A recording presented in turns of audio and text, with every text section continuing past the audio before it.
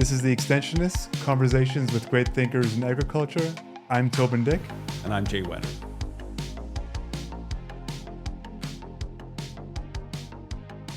Hey, Toban. Hey, Jay. You were just in a jogging race recently? You know, the fact that you call it a jogging race makes me think that... have you ever been in one? No. Well, I was in high school. I knew it. I ran a 100-meter dash. Were you good? No. I was good in Deloraine. Well, see, I mean, I like... But then I went to the regionals and got my butt kicked. So I wasn't that good. Butt kicked. We're both tall. Like, I'm surprised you're not a runner. No, well, my legs are short. I have a long back. So I'm carrying around a lot of torso. That's my excuse. So do you swim? No, I walk. And I play. I don't mean like swim to get the groceries, but like I would swim if it was more convenient. Would you? Yeah. I feel like I did a couple of yoga classes over the summer. Because that's like a swimmer's body, like a long. Yeah, and my arms are long. Yeah, like a Phelps, and like a my Michael feet Phelps. are big. Yeah, so I'd be like really good. Yeah. Flipper. Yeah. Nice. Built-in flippers. Yeah, so I did do a jogging race. Yeah. I would like to think that I ran it and not jogged it. Running race. Yeah. So it's 10 miles. Yeah, that's a lot. I don't know if it was a 10-mile race. How long? 10 miles. Wow. And did you take a lot of breaks? I didn't take one break. Not one. Not one break. So the funny part is they have these like hydration stations throughout the marathon, and 10-mile marathon. And so you grab it, you grab this little like Dixie cup while you're running. Yeah. And so some people slow down. I didn't want to slow down because I was so determined to keep my pace, right? I mean, part of it's like being really unconfident with the whole thing, right? It's my first time doing a 10-mile run. So I didn't want to, in my head, I'm like, if I break, it's going to be over. I'm just going to want to sit down and have a cup of coffee or something. So I'm like, I'm going to keep pace. So I grab these cups, and by the time it's at my mouth, like most of it is splashed out, and then what is left is kind of like I just like dousing my face with like Gatorade, which is like this sticky juice. So that's what was in the cup was Gatorade. So apparently, I learned later. My wife was telling me, but you never did get a sip. So for people who aren't watching the video version, Toban kind of had a shaking hand, which I can imagine running that long. Right. And then by the time you got the Dixie cup to your mouth, it's just like splashing over my face. Then you just throw the cup like everybody does on the side of the road. It's like, well, that was great. But apparently, there's two cups. There's one that's water, one that's like electrolyte drink, and they're color coded. Okay. White and green, I think, or blue in this case. I didn't know that. I just always grabbed the cup that was being handed to me. Yeah, right. Yeah. But anyway, I learned that I could do it. Not really competitively. I was like, so there's like about 1,000 people who ran in this Winnipeg 10x10, it was called. And I placed 294th. Oh, excellent. Yeah. 21st in my age bracket. Good. Yeah. And what was the by 10 part? So I under the 10 miles, but you said 10x10. Yeah, I don't know, because there were other options. There was 10 kilometers too. I don't know if it all closed at 10 a.m. in the morning. I don't know if that was the end of the race, but might have been actually. But it started at 7. Started at 7. Yeah. Yeah. Okay. Yeah. Yeah. Anyway. Well, and why are you telling me this story about? Well, you asked me. And we are chatting with somebody who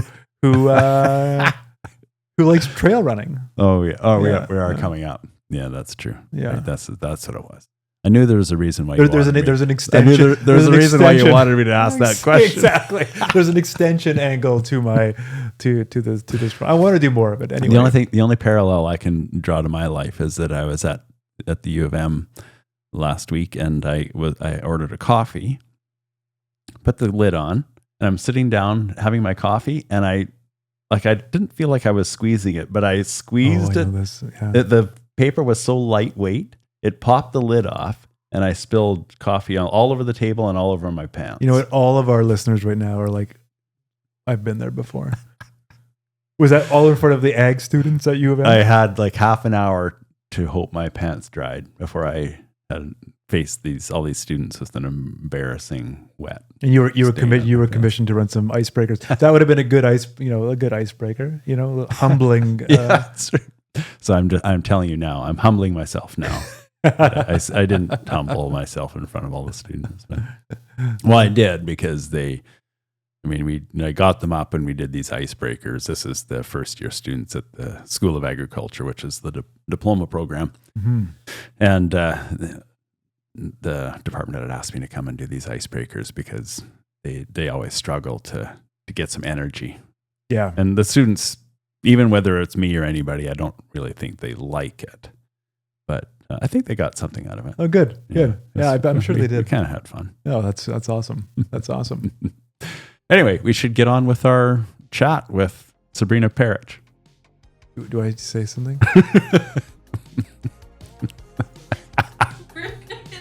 I think we could just ride with that. This is the latest. Let's do it.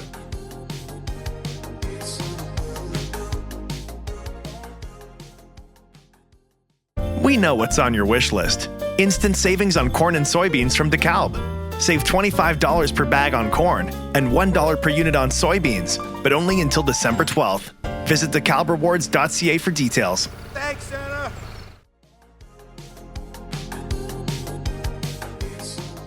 Hey there, listeners. If you're enjoying the conversations here on The Extensionists, you will probably love to get our newsletter. Yeah, it's the best way to stay connected with us, with Jay and myself, yours truly. So, I'm excited about the newsletter, to be honest with you, because I think why are you excited? Well, so many of our guests have Why are you excited about it? Say that differently, Jay. So many of our guests they say so many things of interest, right? And I feel like the newsletter will be a great way to share that with our listeners. Like quick take homes? Yeah. Summaries? Yeah, absolutely. One-liners? Absolutely. I think about each guest, we could probably write a whole bunch of articles from each of our guests, right? So to give our newsletter subscribers like summaries of, the key takeaways of these things, plus information on upcoming guests, all the listeners have to do is go to theextensionists.com and follow the prompts to sign up for the newsletter. I think it'll be great.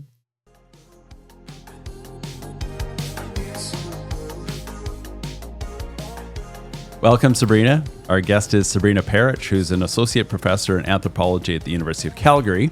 And Sabrina, you're actually in Calgary today, yet you live in Edmonton. I am. I'm in Calgary today, but Edmonton is home.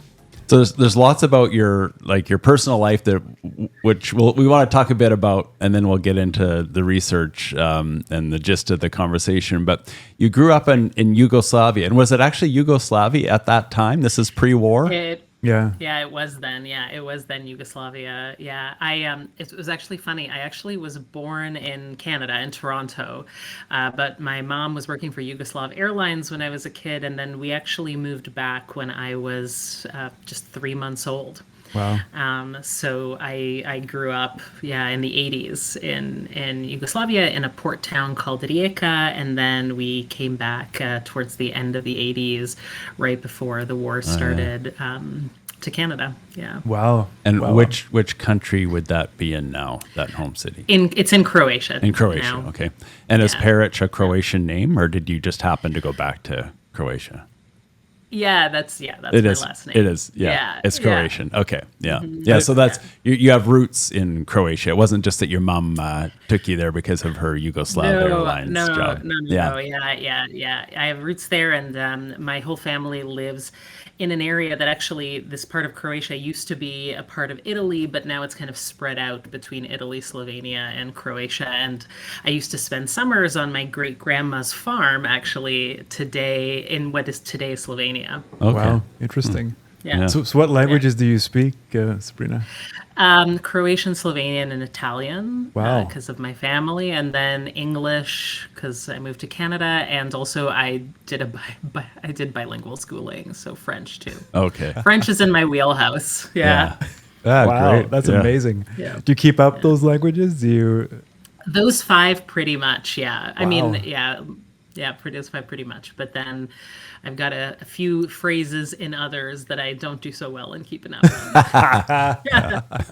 Wow, that's amazing. That is amazing. And you said your family background, and even yours to some extent, is in energy. And was it maritime shipping?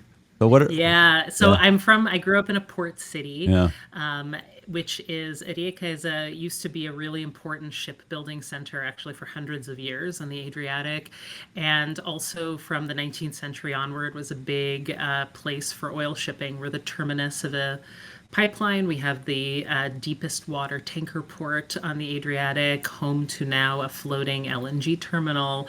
I grew up basically down the street from a refinery in the city, so very much surrounded by energy. So a lot of my family members, close family members who grew up there, especially on my father's side, were in energy, and they were sailors. With my mom's family, mostly lived in what is today Slovenia, and they were fruit farmers. Wow. Yeah, so you have some farming background. Yeah, a little bit. Yeah. I mean, I look at those like a lot of like city kids. I look at those summers very fondly, where I got to like hang out with the cows and eat as many cherries as I wanted. Yeah. Kind of like romantic, pastoral kind of versions of these things. Yeah, Totally. I get it. Totally. Also knowing from a young age that it was really hard work and probably not something I ever wanted to do. I got to say though, like there are times, because I mean, I am, so just some background. I am a farmer. I am a grain farmer. This is my farm house you're in. There are still moments in my in a growing season where I also look at it romantically, like where everything is perfect, like harvest seasons like that sometimes, where you have you're harvesting and it's like the beautiful sunset and the weather's perfect, and you do kind of have that. I even romanticize it, and sometimes the image actually fits. It is actually that romantic. But so like I'm not gonna lie, I have a lot of fond memories of literally eating myself sick sitting in a cherry tree. Like I literally have many of those memories. Well, you got to, you know. But I also remember a lot of people getting up very early and coming home very late and being very tired. Yeah. No, so do you know how to sail because of your background? I do. Yeah. Oh, it's so amazing. I do. But I haven't really. I mean, Alberta doesn't present a lot of opportunities. Whoa, surprisingly, yes. Yeah. So every so often when I'm in Croatia, but I haven't now for a couple of years. Yeah. My dad was the big boat lover in my family. Oh, wow. Well, that's a... Yeah. Yeah, but you do have, I think the notes say that you do like spending time outdoors and hiking and I do. running or something that Toban wanted to ask you about. Well, I just my wife and I just ran our first, not my wife's first, my first 10-mile race the other day. Nice. Congratulations. Thank you. Awesome. And I'd never done 10 miles before, so I was just chatting Jay's ears off about it, because it was just yesterday. So I'm like, my legs are like, they're pretty tired. Exhausted. But I was totally one of those like COVID runners who was really stressed out and decided I needed to do something to get outside. So I decided that running a half marathon would be a good idea. Yes. And was it? Yes, it was an amazing idea. Yes. Yeah, it was really great. I mean, those were a couple of rough years. Yeah. Right. Yeah. But trail running is different altogether, right? Like It is. And it's also, my favorite thing about trail running is that it's totally fine not to run. That's like the best part of it. The trail running community is super welcoming, and they're like, if you're walking uphill, that's totally trail running. And so I'm very much down with that.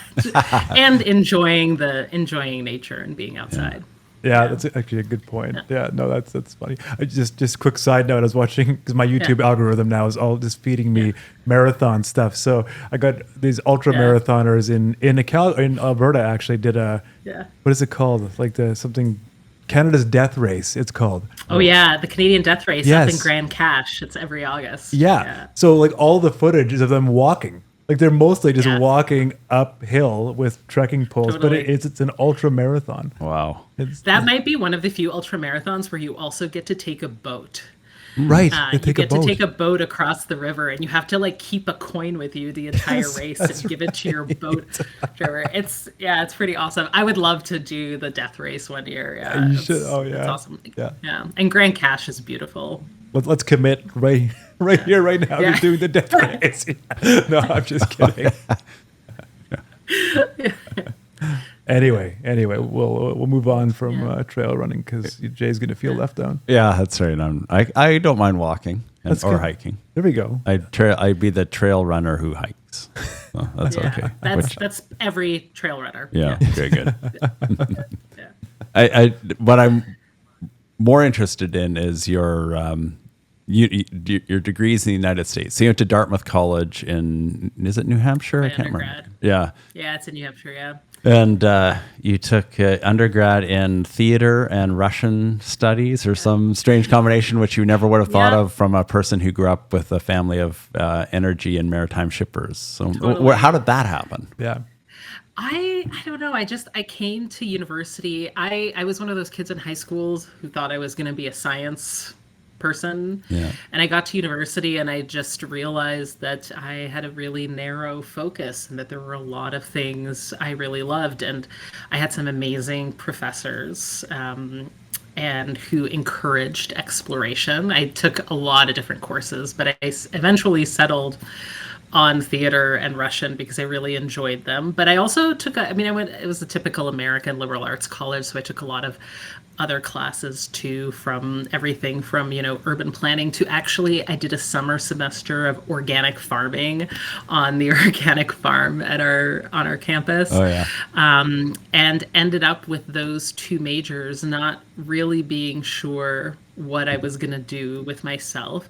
But I was really lucky to have some professors who really encouraged my thinking and writing, and ended up doing some projects using kind of theater and performance literature to think through things in broader society, resource conflict, and I became really interested in those topics. And then when I eventually went back to school after working a couple of years, I decided that a 9-to-5 office job was not for me and wanted to go back to school. I kind of knew what I wanted to do, and then I was looking for a home to do it in. I wanted to look at resource extraction, and in Europe. I did a lot of my early work in Europe and Southern Europe, and anthropology was a really good fit because I loved talking to people and I loved learning from communities about their experiences. And so it was an ideal discipline where I would essentially get to spend time with, learn from people, hear their concerns, and understand some of the complexities that some of the more macro looks at society perhaps miss out on. So the path to that, though, because we're going to dwell on that, because that's where that's like the resting place of this conversation. Yeah, the farming angle, but you took your PhD at Harvard, which is amazing in itself. Not to gloss over that. Yeah, that's right. Oh, whatever. And so, it was about something about the effect of war on culture. I'd like to hear more about that. Yeah. So remember, I was really into sort of society and resource extraction. So one of the things that happened during the war in the 90s in the Balkans that I was really intrigued by is there was a place in northwestern Bosnia, outside of a city called Prijedor, in a town called Omarska, where there was an iron mine that had been open since the 60s, 70s, longer than that, but kind of more commercially open since the 60s and 70s. And one of the things that I thought was really interesting was that the mine was actually converted during the 1990s into a concentration camp by the people who actually worked at the mine. So it wasn't originally a military installation. It wasn't something that was a facility that was used by governments. It was actually the people who decided, the workers there, who decided to turn it into a concentration camp. And one of the things that was really interesting is that a lot of the people who worked there, the miners, the engineers, the managers, actually used a lot of their technical expertise from mining into running a camp. So I was really intrigued by that. And after the war in the 90s, there was a criminal tribunal for the former Yugoslavia, and a lot of very, I guess you would say, leadership, military leaders were brought to trial and were made to stand for their crimes and to be accountable for them. But actually, the vast majority of people who were involved in the daily commission of war crimes were never tried at all and never brought to task for their involvement in wartime activities.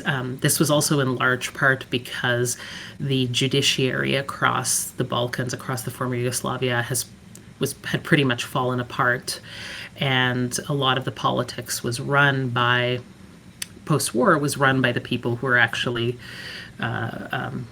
committing war crimes during the war. So when I went to go do my when I started my PhD research in 2006, but I really did the bulk of it kind of 2008 to 2010, 11, there were still a lot of people who were directly involved in the commission of war crimes who actually did run that camp, who were still walking freely and living in town. And so I was really interested in why they participated specifically in this process and how it is that they use their own experience in mining and transferred that knowledge to a wartime act. Like, I'll give you an example. For example, one of the things that was kind of an innovation of this of the Obarska camp was the part of the during this war.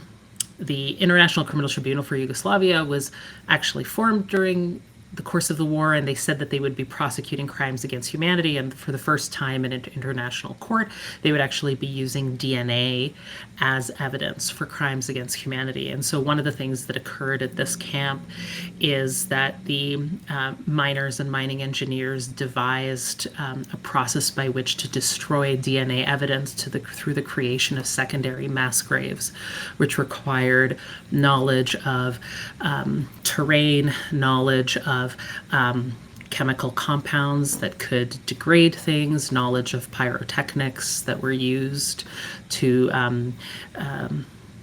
essentially explode primary mass grave sites and then transport them, knowledge of machinery to transport them to secondary sites that were often multiple and spread out to 50 kilometers away. So one of the things that I realized is that technical knowledge can be used in many other venues, and I became really interested in how that happens. And I think this is kind of persisted today as I'm really interested in the way that people know things that they're experts in, things like energy industry, mining industry, or things like agriculture, and the way that it transfers and applies to other parts of their lives. I'm really interested in the way these expert knowledges move. Wow. Yeah, that is. So to somehow bring this back to agriculture and extension, we're going to try. So one of the I like to identify the need that we're talking about here, and my sense, based on your work, the need is, understanding producer concerns. And you said in Canada in particular, and this has been studied all over the world, and I think we're just kind of getting started on this in Canada based on some of your discoveries. Yes. But this notion of failing to understand producer concerns, as an anthropologist, I mean, this is right up your alley, and it fits with the challenges in extension, especially government extending, soil health, which is what you presented on in Winnipeg. Climate change objectives, and if you don't do it right, it breeds mistrust, and I think that's probably where we're at right now. Absolutely. So, I think that's a big part of it, and that kind of separation between the valuation of very grassroots but expert knowledge around agriculture. It's really, it feels disconnected from a policy creation perspective that's very top down and quite far away. Yeah. So maybe talk a little, how did you arrive at that? Because we have it in the notes that you're there. You believe that. How did you come to that conclusion? Oh gosh. So I think in the the previous setup interview, one of the things I'd said is that I hadn't really planned on working in anything agriculture related. I mean, I sort of think of myself as an energy researcher, even though I will say here in Alberta, energy and agriculture often travel together and almost in people's daily lives subsidize each other. Like I know so many people who work on their family farms in the summer, work in the patch in the winter, very kind of seasonal labor, or, farmers who supplement their income through things like having wells on their land, also now recently with the big solar and renewables boom. So they do kind of travel together, a lot of energy and agriculture. So it's not like I didn't really think about agriculture, but I'd never really focused on it. And I think for me, I had really started chatting with some of my colleagues and now friends who are soil scientists at both the University of Alberta and the University of Manitoba.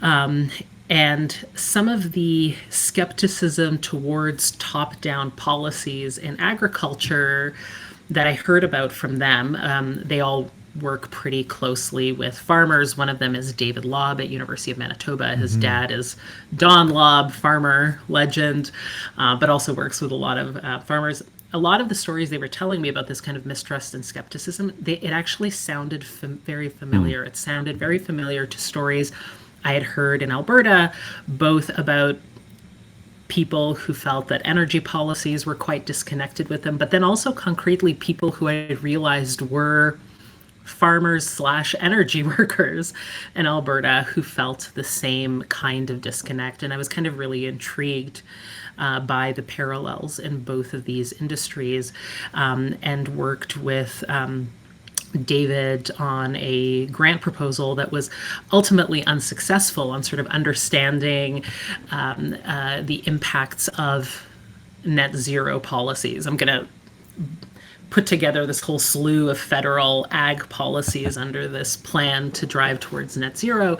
We wanted to understand the relationship of these policies to actual soil health and farmer attitudes towards soil health. We didn't get funded for that big project, but we were able to secure funding for kind of a small scale partnered work with both the Soil Conservation Council of Canada and the Canadian Roundtable on Sustainable Cropping to kind of understand a little bit more of these attitudes towards soil health and towards policy from the producer perspective. What were the primary discoveries then from that project? Oh, there was a lot. And I would say that one thing I will preface this by saying is that there were a lot more questions than there were concrete findings, but I can kind of elaborate on that a little bit. So overall findings, really big ones, is that there is a lot of confusion on the producer side about what is the meaning of soil health. So when we're talking about soil health, what are we talking about? Is it a measurable index? Does it line up with already existing indices of soil health, of which there are many, and there are debates about which one is the best one to go by. There was a lot of confusion about this term. There was a lot of skepticism about whether the term itself, soil health, was something concretely new, and whether there was a lack of acknowledgement about a whole history of farmers already being caretakers of their soil, and kind of a feeling of a lack of recognition of farmers as caretakers, as stewards of the land and of the soil. Another big finding was that there appears to be a pretty significant gap in perspectives on soil health and on soil health policies between the prairies and pretty much everywhere else in Canada. Prairie farmers tended to be a lot more skeptical about measures of soil health, but also about federal policies. They also very much wanted a regional perspective to be brought in to the questions of soil health, because one of the things we heard quite often was, well, soil can vary in short distances, let alone between a place like Saskatchewan and southern Ontario.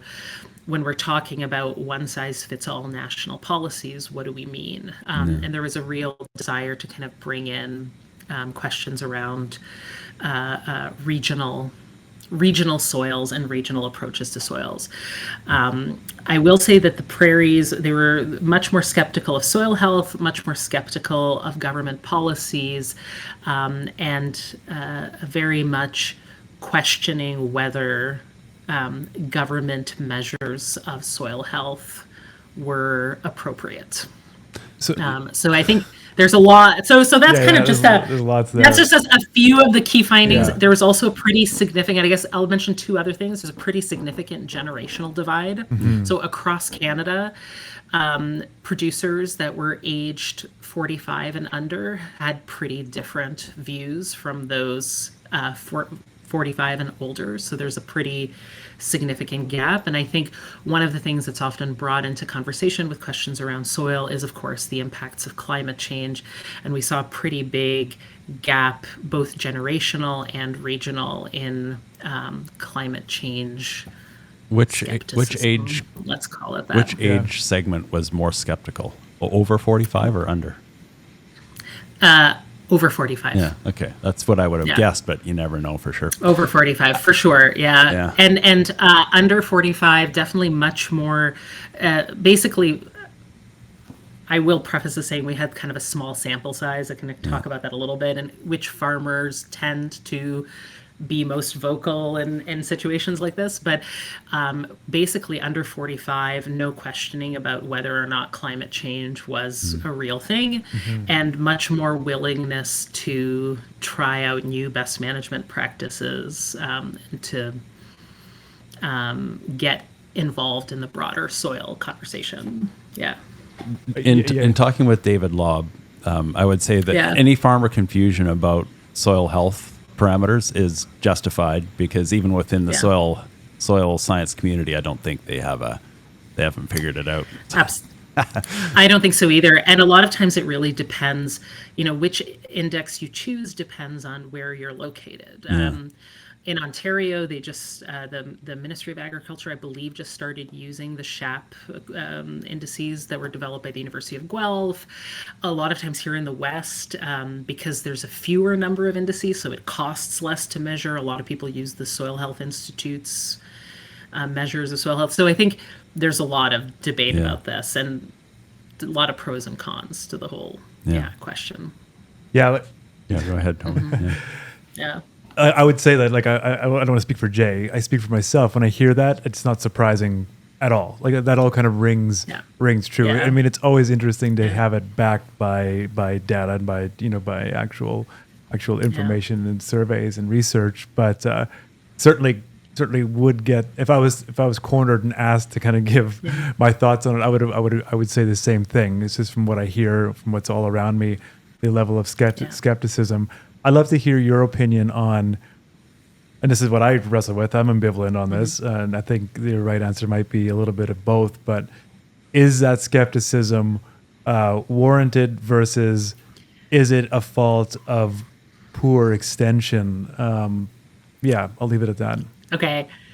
I guess I'll preface this by saying I am totally biased in my opinion about extension, and specifically university extension. I have a lot of pretty strong thoughts about this, because I think over the last 25 years, we've seen the dramatic retreat of extension programs, especially on the prairies. University of Alberta, Saskatchewan, Manitoba used to have very significant extension branches, that people that were in contact with producers all the time. And one of the things that I've heard both in the formal conversations for this particular study, as well as my informal conversations with producers, is that they all kind of speak quite, to use your words from earlier, romantically about those days, and that there is a gap now that has been largely filled by retailers, for better or for worse, who sort of present prepackaged solutions for producers, and that the main point of contact with new knowledge, new techniques, new BMPs, new technologies comes through that retailer interface rather than through either universities and peer-to-peer support networks. Although I think we're seeing kind of a return of interest in peer-to-peer support networks. And I think CFGA, like Canadian Forage and Grazing, has this really great peer support network that I often hear about, doing activities in southern Alberta and bringing together ranchers and other producers. I think we're seeing that there's sort of a thirst for some of these programs to come back. Yeah. But I think the retreat of universities, of ag schools, even from extension, is a real broader problem. And I've heard from my colleagues in Ontario and Quebec similar things, but I think it feels quite palpable on the prairies. And what was your first question? So I actually was talking about extension, but now I can't remember actually what the first question was. Yeah. Just how much. The prairie distrust. I went on my extension rant. That's good. That's good. We're always, this podcast is ripe for that kind of rant for sure. You're preaching to the choir here. No, just always, like, from your perspective, like, is there, I mean, I guess that, there is some skepticism. You do see skepticism towards climate change policies around here, especially among farmers and government, and skepticism towards government, that is. And I often wonder, is that a fault of extension, or is that actual skepticism based on, facts? Like, I mean, it's a conversation topic as opposed to just a direct question, but. Yeah, I think there's. I mean, I'd love to hear your thoughts on this, but I think there's probably, and you certainly, Toban, probably know more than I do from your own experiences. I mean, I think there seems to be multiple things happening. One is, I do think policy feels like it's getting made far away and in places that are not places where food and other products are made, right? Are grown, are produced. It feels like policy, and it does feel, I do feel like the last 10, 20 years, we have seen a lot of these very ambitious policy programs that are happening at the federal level, specifically around climate change and net zero. And there does feel to be a top-down approach to some of this big policy programs. But I think there's probably a lot of things happening. I think the erosion of resources for extension is a problem. I think it feels like I think we have this amazing resource in Alberta that's Olds College, but even some of the agricultural colleges it feels like are losing their ability to connect with communities. And I think across Canada, there's been a heavy focus on technology development, which has been good for many farmers, and we've seen a lot of technologies that have been developed that have helped with things like cattle health and all sorts of things, precision agriculture. But I think it's been at the cost of understanding that technology policy, it's not just a one-way street where somebody else develops technologies, policies, and it gets taken up by producers. We've forgotten that this is really a two-way street and need to have not just producer buy-in, but actually long-standing relationships that should undergird that technology knowledge transfer, which I think we've lost, right? And this notion that I hear this all the time when I talk to producers, that their knowledge is devalued, right? And that their own experiences that are often multi-generational have not been brought into the conversation on these larger policy changes. I mean, many producers have multi-generational experiences with the environment, with different crops, with weather patterns, with climate more broadly, that have not been brought into the conversation. So with a soil health, or even energy, let's deal with soil health. Yeah. If we're going to have a soil health policy, and I know there's discussion, it was at this conference, about whether Canada needs a soil health ambassador. My sense is that I mean, going back to your point exactly about this generational farmer knowledge, and then you've got kind of the whims of Ottawa driving policy. And so how do we create a policy that achieves our national objectives for soil health, if we need any or want any, but also has farmer buy-in? Because ultimately, if you don't have farmer buy-in, it's going to fail. So how do we create this? Yeah, I think this is a really big question. So we also now recently in June in the Senate, they introduced the bill to call for the creation of a national soil strategy. So much like Australia has already done. And this was the result of the recent Senate committee special report on common ground about soil health led by Senator Rob Black. And I think the Senate committee has actually started that work in a good way. Like I remember when Senator Black and then also Senator Paula Simons from Alberta were in Alberta this summer, actually meeting with producers. They met with so many people in Alberta to contribute to this report. They met with producers, they met with agricultural researchers, they met with agronomists, they met with industry to kind of better understand the state of soil health. And I think that on the ground work, from what I've seen, was received quite positively here. And I think that's a really great example of Senate leaders literally being on the ground, meeting with people, listening to them, and then translating their thoughts into this Senate report. I think that there needs to be a whole lot more of that, which right now our policy generation system doesn't really seem to allow for. Why is that? I think this is a very good question, and I definitely don't want to go into these. I don't want to sound like the typical Albertan embattled with Ottawa, because it's not. That's a stereotype I don't want to feed into. But I do think part of it is that in the last decade, these kind of policy structures that have been set up have been really focused on these national goals. Right.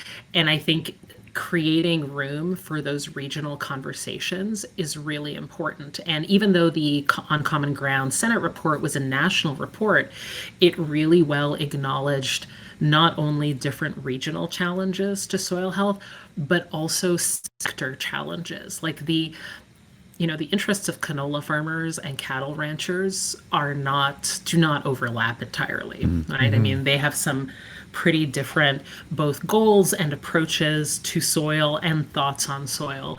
And I think acknowledging those differences is where we have to start from when it comes to anything that we might want to do when it comes to a national soil strategy. I mean, I'll put out there, and I think this is one of the things that I mentioned in the conversation about national soil strategies at the conference in Winnipeg, is we have to ask the question, is even a national soil strategy the best approach to ensuring soil health for future generations?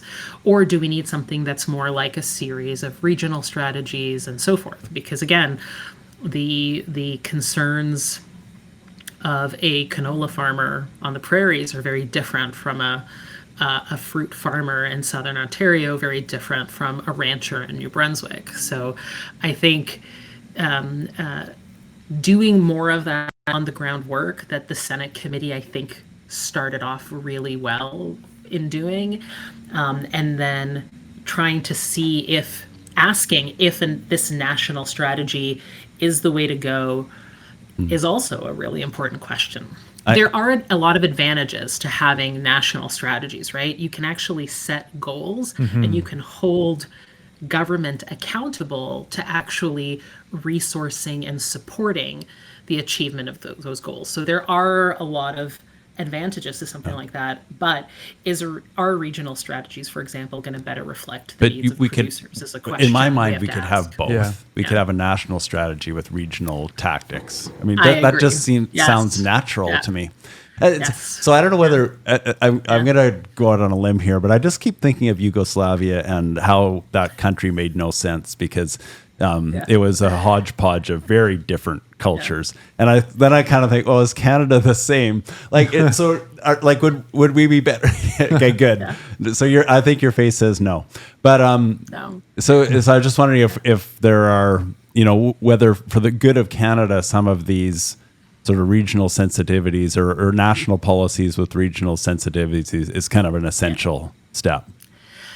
I think I think absolutely it's an essential step. And I think having governments resource the development of these regional strategies that perhaps have kind of national alignment is really important. Yeah. And I think, you hear this so often when talking to people, being out in community with people.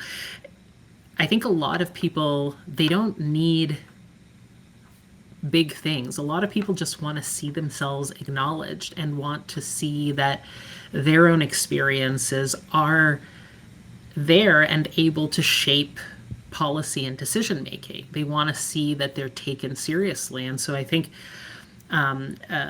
that acknowledgement can go a long way to build that trust. But then also, again, putting in the resources to actually involve people in this next step of planning. And especially, I think, the next generation of producers, young farmers, young ranchers who are maybe starting out, maybe wondering and worried about things like land transfer and taxes and whether this is an industry for them at all. I think acknowledging them and getting them on board is a big part of next steps. So from your kind of anthropological perspective, or given that, we've talked about soil strategy a lot, just not in this podcast, but just as an industry. And Jay and I have chatted about it with people. Certainly been confronted with it. Various conferences. There's always like this new strategy. This one's going to kind of make up for all the deficiencies of the one before. And this is the new thing. And I've heard of the regional approach, the small networks of farmers and stuff. Yeah. And I mean, this is a question, and it actually just came to me now. This wasn't something I'd written down. Yeah. How much of this is actually just like human skepticism towards a strategy in the at whatever the strategy is? Like, so if I think of I don't want to put my dad under the bus, but it's saying the older generation of farmers, I don't know if their skepticism would be any less if it was a regional strategy. Yeah. I think a lot of them would say, you know what, I know how to farm. I know what healthy soil is, and I don't think about it like that, but I know what a healthy farm is. It's that combination of profitability and being able to grow something, for years down the line. So how much of it is that? And then as a corollary, if Canada is to just push forward with a strategy, are we just being a little bit too tepid, a bit too timid about the whole thing? Yeah. And should we just commit and just be like, we're doing this? This is what the global marketplace needs this. We need benchmarks. We need all these things. Yeah. Let's just quit going back and forth on all these different approaches and just drive it. Yeah. Anyway. Okay. So those are great. Let me answer the first. Yeah. Yes. Let me answer the first question first, and then you have to remind me to come back to the question of why not just do it. So I think in part, yes, you're right. There are some things, generational dynamics, regional conversations that have always been a part of the conversation. I'm going to share with you some findings that we totally don't have the basis to make any claims on, that do make this situation, I think, a little bit different. And this is actually one of the kind of future directions that I think is really important as we move forward in understanding this kind of question around soil health and skepticism. So one thing that there is some indication in our surveys, focus groups, and follow-up interviews is that some of the broader, I'm going to call it very broadly, anti-science discourse in Canada is actually creeping into agriculture. So some of the things we've seen about Some of the things we've seen, especially since the pandemic, kind of skepticism of vaccines, of public health, and of science in general. I think there was some indication that some of that may be at play, and a kind of broader questioning of scientific evidence that underlies agricultural policy or soil health. I think this is something we need to explore, because I think we've seen over the past few years that no sector of society, no industry can really escape this. And I think this is something that there hasn't been any research done on this in Canada or in many other places. There hasn't been anything done in Canada. And I think this is a really critical thing that we have to understand. There is indications that kind of polarization of political discourse around science, it may be impacting perceptions of soil health. So I would say that's one thing that's feels quite different about this moment than previous times.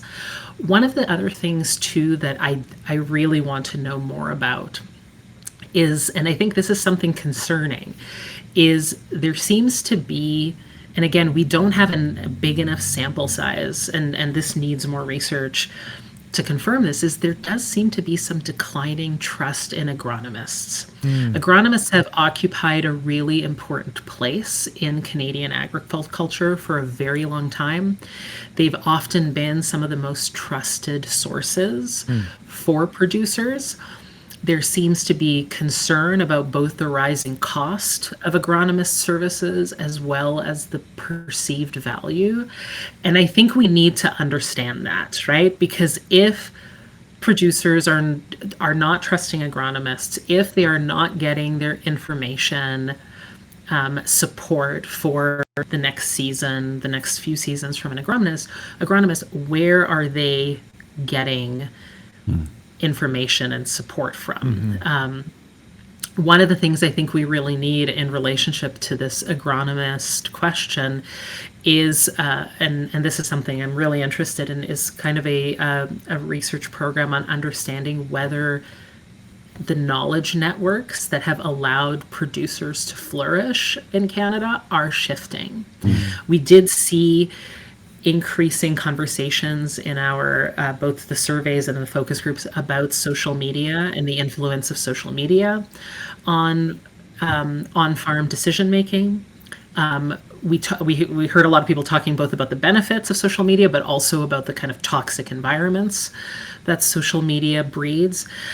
We also saw increasingly not just social media, but for example, electronic media, podcasting becoming a part of producers' daily operations. They're like, yeah, I switch on YouTube, get on my combine, and have at it. I think that it does feel like something is shifting in the media environment as well, and I would say again, more broadly, the knowledge networks that are supporting producers in their everyday lives, whether it is agronomists, whether it's traditional farm media as important as it once was. I think these are all, there's some indication that things are changing, and this is something we need to think about much more and understand in a better perspective. So there's so that's what I would say, that's kind of something that feels to me a little different. Yeah. So there's a few things to talk about in not a ton of time, but so Toban was wondering about the region, whether even if we go regional, it doesn't necessarily mean it's going to be trusted. There still has to be that connection with the farm in creating this policy. And I think, are we seeing, when it comes to some policies, are we seeing regional differences, or are we seeing political differences? Is this a situation where some of the regional politics are driving what people want to do? And then so Toban asked that the big question about, if this is important to the country, or to Ottawa, let's just create the policy and push it through.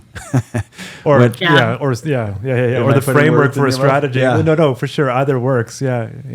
So does that ever work? And then if it does, what's the extension approach in that situation? Well, I think I'm not championing it, by recently, the way. Yeah. yeah, I'm still going to go out on a limb and say I'm skeptical of large-scale national approaches that say just do it, because we've seen some pretty spectacular failures in the last 10 years. For example, the introduction of a carbon tax, right, has been one of the prime examples of a national policy that has, is evidence-based, that has been proven to work in other places. Europe, some places have even brought in like voluntary carbon credit markets. We've seen that it does work in other places, and yet it has been it was a spectacular failure in Canada. A spectacular failure, despite the fact that residential carbon tax payments were getting essentially refunded. There were support programs that many people didn't take advantage of to offset carbon tax payments, but this is a program that was a spectacular failure, and I think it's a really important lesson to both the this idea that things that may seem like achievable ways to reach national policy goals don't always work, and it has a lot to do with trust and skepticism and ultimately politics, right? Yeah. So Yeah. there are two things that I wouldn't mind touching on. Yeah. So one of the things I think we're missing with soil health is just why? Like why do we need this? How is it going to help farmers? Are we going to give farmers like specific tips to improve the productivity of their soil? I think that might make sense if it was addressed in that regard, but I think there's a missing, like, why are we doing this? I think there's also, before we get to the producer question specifically, I think one of the things that I'm seeing that's really positive is, and I'm talking about extension in the broadest possible way, is that we've spent a lot of time over the last 20 years teaching younger generations and ourselves to care for things like the oceans, the air. We haven't really done that with soil. Yeah. And soil is critical, right? We haven't done that work of emphasizing soil stewardship, that understanding that, once you pave over something, that soil is never going back to what it was, right? These are some of the issues touched in one of the keynotes when Fabio Terribile did his keynote at this conference in Winnipeg. He basically was saying that we're just seeing these everyday things that we think of, like expanding subdivisions, converting zoning of one land to another, that are a part of daily policy machinations, have incredible consequences for our soils. And the rate of soil degradation is steadily continuing to rise. We're seeing more and more soil degradation globally. And so I think one of the biggest kind of, extension projects we should think about coming up is how to, for lack of a better word, cultivate an awareness and a care for soil much more broadly, but then also with future generations, right? And I recently I heard about this study that just came out that talked about how it was out of Australia, the amount of microplastics in soil are actually higher than in oceans. Yeah. Right? And we're not necessarily talking about this. And soil is critical for us, for life, for food, of course, for ecosystem services. I mean, this is a critical piece that I think doesn't have that public sexiness that saving oceans has, but it's nonetheless critical. I've I've never thought of it that way. Have you ever thought of it that way? The oceans and the air Those are great. Those are great analogies. But we don't care. Not that we don't care about the soil, but we don't hear about the soil as like same way. the third big component of that. No, that's quite. Yeah, I find that quite enlightening. Yeah. So because this is extension focused, and because you just laid out kind of a grim scenario for extension, and that the lack of trust for agronomists, the real the farm media is hanging on by a thread. Social media is often more angry than helpful. What do you think are the ways to, like, once we have this strategy, give us a solution. Yeah. How do we talk to farmers about it in a way that resonates? And what are the tools left? In 30 seconds, go. In 30 seconds, go. And I'm set my timer. That's it. There is no one-size solution. First of all, like, I definitely think more research is one thing. We've focused a lot when it comes to soil on natural science research related to soil, but I actually think now we also need the complementary social science. I really do think we need to understand what is going on with the anti-science discourse, what is happening with these shifting knowledge networks. We need to know that in order to better understand things like what kinds of interventions, where can extension be really successable, right? And what are the kind of interventions that can be created? I also think some of it is going to take, I think a lot of it is going to take some really grassroots work where people are going out there and doing the kind of daily work to sustain and build relationships. So that's old. That's vintage extension. Like, that is old-fashioned. It's totally old-fashioned. So I'll give you an example. So I 2 years ago, I just started doing some work with producers. I've got to meet quite a few, especially in southern Alberta, and hang out with them, meet others through online meetings and in person at things like the soil science meetings, and that's been really, really great. I've learned so much from them. But then I think, for example, I do think that in some ways on the university side, and I can speak to this because this is one of the pieces that I see all the time, is we're going to have to learn how to do things differently in an era where funding is being cut for community-based programs in like extension, in an era where workload creep is a thing. Soil scientists, university researchers are going to have to figure out a way to actually prioritize those community relationships and really build them over time. And I think some of that comes through just time and relationships and doing social things. I can't tell you the number of producers I've talked to in Alberta who miss having just sort of meet and greets or hours at the pub with soil scientists, which apparently used to happen quite regularly.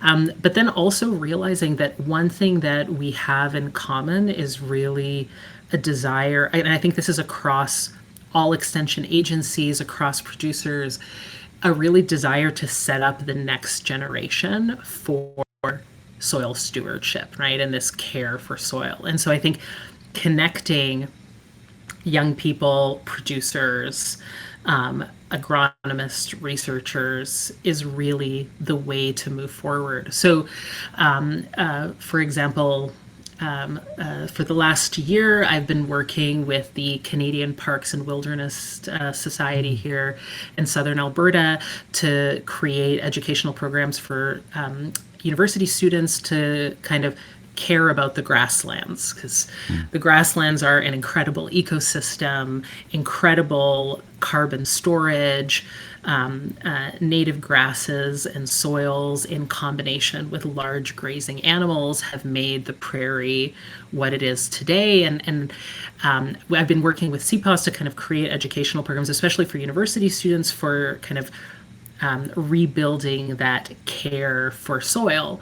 And this summer, we had an amazing opportunity to run a 5-day program in southern Alberta where young students learned how to learned about the soil and about the grasslands from Indigenous elders, from local southern Alberta high school students, from ranchers, and learn from all of them to hear about what they've been doing for generations to take care of the grasslands. And I think for me, this was really instructive because it was not only for the students a really great experience, and all of them talked about walking away with a different appreciation for grasslands, for soil, for grazing animals, but also that buy-in from stakeholders, from Indigenous communities, from ranchers who we were so lucky to have join us on this experience was really great. And already there's like interest in doing this again next year. And I think this kind of really from the bottom up, focusing on a broader, younger generation that can support soil health and stewardship, but also producer values, many of which are aligned, right, with the goals of soil stewardship, is one key way to do this. I think many people have become alienated from where their food is produced and where people who do the work to produce that food and feed. And I think we have to think about extension broadly. We have to target specific interventions in terms of what the research tells us needs to happen. And we need to turn to relationships, because that was one of the key things that was really interesting. And this was another interesting finding in our data, is that the people that most producers had the highest level in trust with was their neighbors, right? And so local community, local farmers, local community members had the biggest ability to impact people's point of view. And so I think focusing on those relationships, and that really from the bottom up is where we have to go, because it's the only way to kind of drown out things like social media and these bigger issues. I don't know, like maybe it sounds very idealistic, but I mean, and it's a lot of hard work. It's not easy to do that. Sabrina, this has been fantastic. Yeah. No. I can't talk anymore. We shouldn't talk anymore because I think we're supposed to wrap up. So I don't want to ask any more questions. Abby's gonna cut me off. Yeah. Wonderful. Thank you so much for sharing this is awesome. all of your insights and your background. I hope it was helpful. It was a lot of a romp through very different topics. But well, bring back vintage extension. Yeah, there we go. I like that. That's the slogan. That's right. Vintage extension.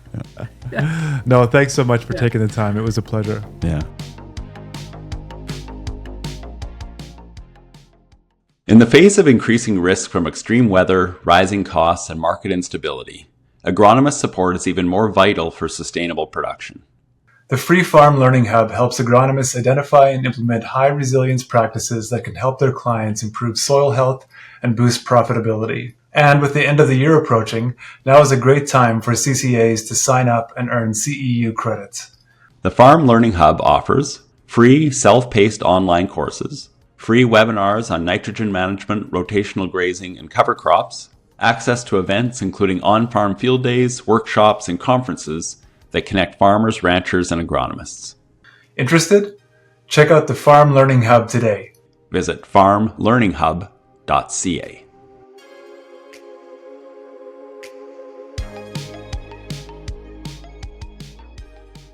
Do you like what you're hearing and want to support the Extensionists? If you are an agriculture company or association looking for a powerful way to get your message in front of Canadian farmers, then partner with us. Our listeners are farmers from coast to coast.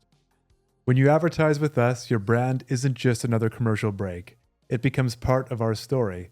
Ads on the Extensionists are personal and trusted. Our listeners value what they hear on the podcast. Whether you're looking for a 60-second ad somewhere throughout the podcast, or even an exclusive episode sponsorship, we have options that will work for you. So if you're ready to get your message out there and connect with farmers across Canada, let's talk. Visit theextensionists.com for more information.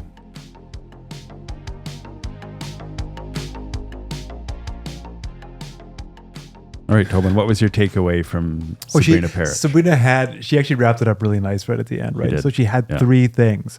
I'm not going to remember them right now. I remember like relationships is one of them, broad approach and intervention. So I do actually remember them. But I thought that was really good. Without even asking her to, she kind of did. Yeah, she did. She summed it up nicely. So I was like, and this whole thing kind of comes to like, okay, these three things. I think I liked how she answered questions. I feel like she answered questions as an associate professor of anthropology should answer those questions. Like as in no definitive That's right. statements. That's right. Very kind of very broad, very lots of factors. Right. Sounds like agronomy in general. There we go. Yeah, it's playing the odds. It's no sure things necessarily. Yeah, I don't know. I liked the reminder that this she didn't. I'm not sure she used the word grassroots, but that old fashioned agronomy where you're actually seeing people face to face, field tours or local events. I mean, and with all the noise in the world and the distrust, we may have to just go back to that to be effective. See, what I would have, and I agree with you, and what I would have done if we had another hour with her, because you and I have heard that commissions are trying to put on events that farmers are not going to. Right. So, but they will go to like a golf and steak thing. Like this is what some of the people have been telling us. So it just has to be the right event. So that's it. So then it's like, it's not just, this is one of the things, right? Like we're quick to kind of, dump on, certain mediums, like whether, I'll go on this print, thing, but we fail to kind of just inspect like the quality of these things that we're offering. Right. Yeah. So, there is this call for old school extension, face to face, and I get it. I'm a face to face guy too. I really like it over virtual, but not every event is a great event. So what makes a great event, right? Yeah. So she mentioned going to the pub and talking about soil science. Yeah. And we don't do that at all anymore. No. We try to go out to a farmer's field, which is fine, except farmers are in their fields all the time. This is true. So maybe they want to be somewhere else. Yeah, like a pub. Like a pub, for example. It's a great example. I personally would not mind going to a pub, chat about agronomy. Yeah. Yeah. But anyway, there's lots of really good points. Engaging farmers or trusting in farmers' expertise when you're putting together a policy, essential. Yeah. With anything. Without that engagement, you're not going to get. I don't think you're going to get buy-in, and then it comes back. So, what do you think? Like but so you heard my questions there about like, I don't know if you like. Maybe I'm too skeptical, and I am, and I should be. Yeah, I should temper this, but I would be hard pressed to believe that any strategy, no matter how many voices it takes into account, would be welcome or would be at some point, if this is of value, it has to be pushed through. And I agree with you. Like she mentioned the carbon tax, how it was a spectacular failure, how that all was unveiled. And I don't know the details of it, how it, like which hoops it pushed itself through and all that stuff. But it has to be done well. But I mean, it like Australia has examples of policies that have been put. How did it work there? How did they get everybody? Their national soil health strategy, for example. Yeah. Like I don't know. I don't know the right answer, and maybe I also don't have an issue with the complicated nature of it. I think it should be complicated, but I guess what you're underlining is the fact that almost every person is different, which extends to farmers. Mm-hmm. I mean, you could consult with everybody, which isn't practical, and still come up with what should be the perfect policy. But of course, we know it won't be. Yeah. Unless you're going to have like 50,000 specific policies for each person. And how much of this is just do farmers feel like the soil health thing is just this almost like an arbitrary or random thing that the world around them has just plucked out of the whole farming apparatus and decided to focus on and now create strategy around, where it's to them potentially it's never been a separate thing. And so now it's just like, well, what is this? Like, what? It's none of this feels like it's real. None of it feels like it's real. Like farming is this very kind of comprehensive confluence of things. So you're taking soil health now and you're just grabbing it. You're taking the little plucker and like the arcade game. You're taking it up and you're like, now this is the sun, right? Now this is the sun. And it's like, well, it never was. It was always part of the world, the galaxy, right? But it was never the thing, right? But it's the thing now, and now it needs a strategy, and now it's like this refocusing, reorientation that we're asking farmers to do, and it's like, well, I don't know if that's the ask, that's going to take a lot more work. Well, on that note, I think we should wrap. But you make, like, this is why it's really good to have your farmer perspective in these conversations, because I think you hit on a really important point. Is that why are we pulling this out? Yeah, the whole farm, all of the things involved in successful farming. Mm-hmm. Yeah, soil is important, but it's just one component. Mm-hmm. And if we're gonna say it's the most important, well, then we have to come at it from that angle, right? With an acknowledgement that this is a new way. Yeah. Anyway, yeah. Everything is based on the soil, which I guess you could say, but then also everything is based on the rain and the sun. This has been the Extensionists podcast. I'm Jay Whetter. And I'm Toban Dyck. Till next time.